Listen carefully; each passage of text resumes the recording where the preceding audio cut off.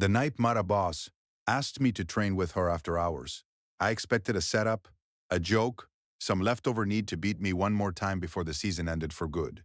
Instead, she stood there under the gym's half-lit scoreboard and said it like it cost her something. "I hate how much I like this," she admitted, and she wasn't talking about the workout. That landed. Then she walked off to grab her water bottle, like she hadn't just said the most honest thing either of us had said to each other in 4 years. He didn't sleep right that night. I want to tell you why. My name is Caleb Ortiz. I'm 34. I coach strength and conditioning at a mid-sized university, the kind of job where you're on your feet 11 hours a day and nobody outside the building knows your name. I rent a townhouse 2 miles from campus. I have one plant that has survived longer than any relationship I've had since grad school, and I am, by most reasonable definitions, fine. Mara Vos was the best sprinter our conference had seen in a decade, and for 2 of those years, the only thing standing between her and a clean record was me. Not as her coach, but as the guy who used to beat her in the 200 when we ran for rival programs as grad assistants ourselves, back when we were still racing instead of coaching. She runs a training program 2 buildings over now. She has a stopwatch she's owned since college that's held together with electrical tape, and she will not replace it. And I have never once seen her without it. She has a way of tilting her head a half inch before she disagrees with you, like she's giving you one last chance to be right before she corrects you. She is, without exaggeration, the most competitive person I have ever stood next to. We met at a regional meet 9 years ago in a hallway argument over whether her transfer paperwork had bumped me out of the final heat. It had. I was furious. She was delighted. We have not stopped circling each other since. Different programs, same conference, same recruiting trail, same late nights at the same 3 sports science conferences every winter. People assumed we hated each other. We let them assume it, mostly because neither of us examined what the alternative would mean. The existing dynamic was simple. We were rivals who respected each other's work too much to ever say so directly. The blind spot, and I'll admit this plainly because the whole story depends on it, was that I told myself the tension between us was professional, competitive, nothing more complicated than 2 people who pushed each other to be better at their jobs. That is hiding with better branding. You should say, too, that this wasn't a quiet rivalry. It had a shape everyone in the conference recognized. The tight-lipped handshakes at coaching clinics, the way we'd each angle our recruiting boards so the other couldn't read them across a shared hallway.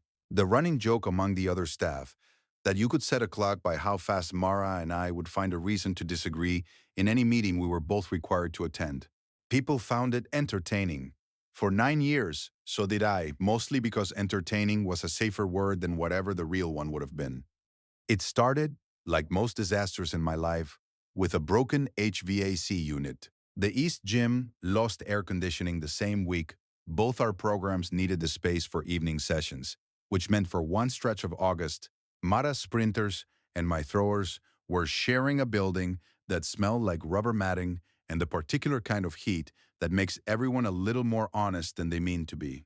The lights buzzed funny in that gym, a low electrical hum under everything, and somebody had left a fan running in the corner that did nothing except move the hot air from one place to another. I was timing my last group through cool-down sprints when Mara came around the corner with her tape-wrapped stopwatch in one hand, looking like she wanted to fight someone about lane assignments. She usually did. That was the version of her I knew how to talk to. "You're in my slot," she said. "I've been in this slot since June." "You've been in my slot since June," she said, and there it was, the head tilt, the half-inch warning. He expected the usual back and forth, the kind we'd performed for each other for 9 years like a play neither of us had bothered to update. Instead, she just looked tired. Actually tired, not competitively tired. She rubbed the back of her neck and said, "Forget it. There's room for both of us probably," and walked her group to the far end of the gym without finishing the argument. She never walks away from an argument. That bothered me more than it should have. I told myself it was the heat. Heat makes everyone strange. That night, I caught myself replaying it on the drive home. Not the words, just the shift in her voice when she said probably, like she'd surprised herself by not wanting to fight. I told myself I was overthinking a tired colleague having a tired evening. That is the kind of thing you tell yourself when you have decided Somewhere below the part of your brain that talks that you'd like an excuse to keep thinking about someone. I didn't act on it. I filed it away the way I file away every inconvenient feeling, under irrelevant. In a drawer I don't open. For 2 weeks, the cracks kept showing anyway, small enough that I could have ignored every one of them if I'd actually wanted to. There was the afternoon I heard her on the phone with her sister, laughing at something, and catching herself mid-laugh to say, "No, it's not like that. It's just," before she noticed me in the doorway and hung up faster than the conversation deserved. There was the Thursday she changed my contact name in her phone. I saw it by accident reaching across her desk for a stapler. The screen lit up with a text from someone saved as Caleb, the annoying one. Except the words, "the annoying one," had clearly been added after the fact, in a different font weight. Like she typed it in a hurry to cover something else she'd written first. There was the morning her assistant coach, Priya, caught me alone in the equipment room and said without much ceremony, "You know she requested the shared gym slot on purpose, right?" She didn't have to. I told Priya she was wrong. Priya looked at me like I was the slowest man she'd ever met, said nothing else, and left. I have poor survival instincts around competitive women. That's not a flaw I'm proud of. It's just accurate. There was also the recruiting dinner. The 1 or 2 programs always sent representatives to every September. The kind of event where you make small talk with boosters and pretend the rubber chicken is fine. Mara and I ended up at the same table by accident, or by whatever passes for accident when 2 athletic departments have been seating us near each other for years, without either of us objecting. A booster's wife, 2 glasses of wine into the evening, leaned across the table and said, with the specific confidence of someone who has decided she's matchmaking whether you've asked her to or not, "You two bicker like an old married couple. How long have you been together?" "We're not," Mara said, fast enough that it answered a different question than the one being asked. "We coach rival programs," I added, in case the room needed the technical correction. The booster's wife looked unconvinced and moved on to dessert. Mara didn't look at me for the rest of the dinner. I noticed everything by then, which was itself the problem. And there was the stopwatch, her stopwatch. The tape-wrapped one she's carried since college, left on the bleachers. One evening after her group cleared out, he picked it up to bring it to her office. The back panel was loose, and when I went to press it shut, I saw what was taped underneath the battery cover. A folded scrap of paper, soft at the creases, like it had been folded and unfolded more times than paper should survive. I didn't read it. I want that on record. I saw the edge of handwriting and put the panel back exactly how I found it, and I have never told her I saw it until now. I gave the stopwatch back without a word about any of it. She said thanks. I said sure. Neither of us mentioned that my hands weren't entirely steady doing it. The evening, everything actually cracked open started with rain. It came in fast that night. The kind of August storm that turns the air thick and metallic smelling 10 minutes before the first drop falls. And by the time it hit, both our groups had already cleared out except for the 2 of us, finishing equipment checks on opposite ends of the gym. We'd been splitting for a month. The rain on the roof was loud enough that neither of us bothered trying to talk over it for a while. We just worked. The quiet was easier than it had any right to be. It was coiling resistance bands when she crossed the gym floor, stopwatch in hand, and asked if I wanted to run. Not train. Run. The actual thing we used to do 9 years ago, before titles and rosters and conference politics, before either of us had anything to prove except how fast we could move. "Who's does?" she said. After hours. No groups. No watching. I said yes before I'd finished thinking about it, which should have told me something. We ran the back stretch of the track in the rain. 2 lanes apart, neither of us racing exactly. Both of us absolutely racing, and at the finish, she beat me by half a step and didn't gloat about it, which was somehow worse than if she had. She just stood there, breathing hard, water running off her jaw, and looked at me with an expression I didn't have a category for yet. "I hate how much I like this," she said. I went still. Not dramatically. Just still. The way your whole body goes quiet right before it understands something your mind is still catching up to. She heard it after she said it. I watched the realization land on her face, watched her register what she'd actually admitted to. And for 1 second, she looked like a woman who had just discovered her own mouth had leaked classified information without clearing it with the rest of her first. "I meant the running," she said too fast. so fast that it undid itself on the way out. "Sure," I said. "I did," she said, and stepped back half a pace, which she has never once done in 9 years of standing her ground against me on anything. He didn't push it. I want to be clear about that, because it mattered. I just said, "Okay," and let the rain fill the silence. Because some sentences need room to be taken back if the person who said them isn't ready yet, and I would rather give her that room than win an argument she hadn't agreed to have. We didn't talk about it for 4 days. 4 days of normal sparring, normal gym slot arguments, normal 9 years of practice pretending. Except now, I noticed everything. The way she'd glance over mid-set and look away too quickly. The way her fingers tightened once around that tape-wrapped stopwatch whenever I got too close to the actual subject in conversation. The way she laughed once at something I said and it came out wrong. Too sharp, too fast, covering for something underneath it. There was no dialogue worth repeating in those 4 days. Not really. Just the ordinary motion of two coaching staffs sharing a building that no longer needed sharing. Clipboards changing hands, whistles overlapping by accident. The particular choreography of two people arranging their schedules so they'd cross paths exactly enough, and not 1 second more. He caught her watching me unload equipment once, through the gap in the storage room door, and she didn't look away fast enough to pretend she hadn't been. I didn't look away fast enough either. Neither of us mentioned it. We just kept arranging our schedules around each other, like the avoidance itself was a kind of conversation we'd both silently agreed to keep having. Priya cornered me again on day 3. "Just ask her to dinner," she said. "I'm begging you. For my own sanity." "There's nothing to ask," I said. "That is not the comforting version," Priya said. "It is accurate that you're both being ridiculous." On the 4th night, the HBAC got fixed, which meant our shared gym slot was officially over. No more excuse to be in the same building after hours. I was packing up the last of my equipment, telling myself this was simply the natural end of an inconvenient scheduling overlap, when Mara walked in without her usual group, without her usual purpose, just air and the stopwatch, and a look on her face like she'd made a decision somewhere on the walk over and was regretting it already. For a while, she didn't say anything. I didn't either. We stood in a gym that didn't smell like a sauna anymore, under lights that had stopped buzzing once the new unit kicked on. And the quiet between us had a different weight than the quiet from the storm night. That one had been comfortable.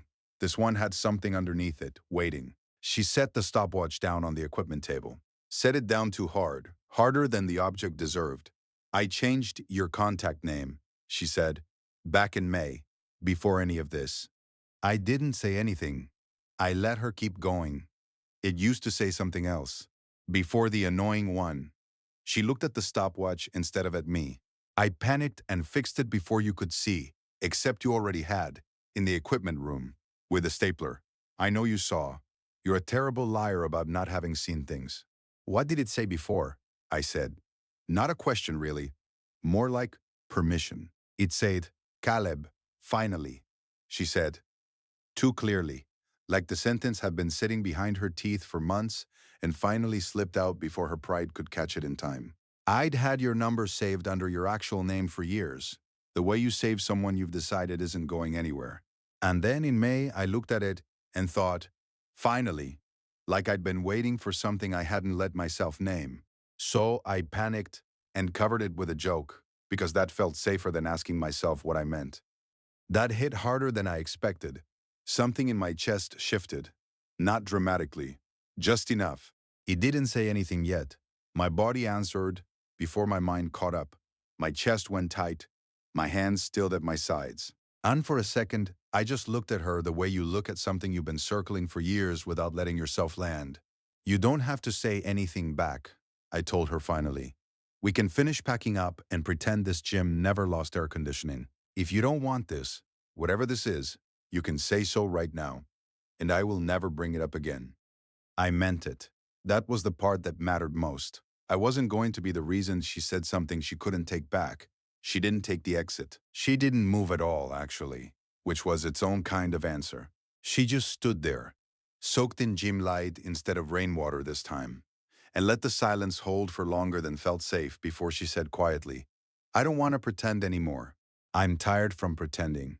It's the most tiring thing I do all day, and I do a lot of tiring things." That was the moment I understood. Not that I'd liked her. I'd known that for longer than I'd admit, even to myself. But that she'd been carrying the exact same weight the whole time. On her side of a rivalry I thought only I had quietly stopped believing in. Every woman I've raced against eventually became someone I forgot, I said. Every rival I ever had stopped mattering once the season ended. You never did. No years, Mara. You're the only opponent I've ever wanted to lose to. The room changed. No, I changed in it. She crossed the space between us slowly, like she was giving herself time to stop if she needed to, and I didn't move except to meet her halfway. The first touch was just her hand finding mine on the equipment table, fingers over my knuckles, nothing more than that for a long moment. When she finally kissed me, it was unhurried and chosen, and entirely her decision from the first inch of distance she closed. Then her phone buzzed in her bag with a text from Priya that said in full, "Did you finally do it? I have a bet running with 2 assistant coaches." Mara laughed against my shoulder. The real laugh this time, the one that doesn't come out wrong. "I'm going to lose her so much money," she said. "You're going to lose her exactly the amount of money she bet on the obvious thing happening eventually," I said. "That is not comforting." "It is accurate," I said. And she laughed again. And just like that, the room felt like a gym again instead of a held breath. 3 months later, we still argued about gym slots. Except now it was a bit something we did on purpose because the rhythm of it had become its own kind of comfort. She still carried that tape-wrapped stopwatch everywhere. I asked her once, finally, what the folded paper taped under the battery cover said, the one I'd found and never mentioned until that point. "It's a split time," she said. "From the regional meet, the one where you got bumped out of the final heat because of my transfer paperwork. I kept the time I ran that day because it was the day I met you, and I told myself for 9 years it was just a good number." She shrugged, unbothered now in a way she wouldn't have managed 3 months earlier. It was never about the number. A year after that, we moved in together, mostly because 2 rent payments stopped making sense once we realized we were sleeping in the same apartment, 5 nights out of 7 anyway. She still steals my food directly off my plate without asking. I still overanalyze her silences like they're splits. I need to study before the next heat. She still keeps that tape-wrapped stopwatch on the kitchen counter, in arm's reach, the way other people keep car keys. Nothing about us has changed, except everything has. 2 years later, when people ask how we met, Mara tells it as a rivalry story. The lane dispute. The stopwatch, 9 years of arguing before either of us said anything true. I tell it differently. I tell people the real story started with a broken air conditioner and a woman who hated how much she liked something, and was honest enough to say so out loud before either of us had the sense to stop her. It wasn't new what we found that summer. It had probably always been there, underneath 9 years of arguing about lane assignments and finish times, waiting for the air conditioning to break. Nothing important had appeared overnight. It had simply stopped hiding. So I'll ask you what I keep asking myself. If your old rival showed up one day and asked to train with you again, after hours, no audience, no scorecard, would you have said yes that fast? And separate from this story entirely. Have you ever caught yourself saying something true by accident before you'd given yourself permission to mean it? Tell me your story in the comments. If you like this one, leave a like, subscribe, and I'll see you in the next video.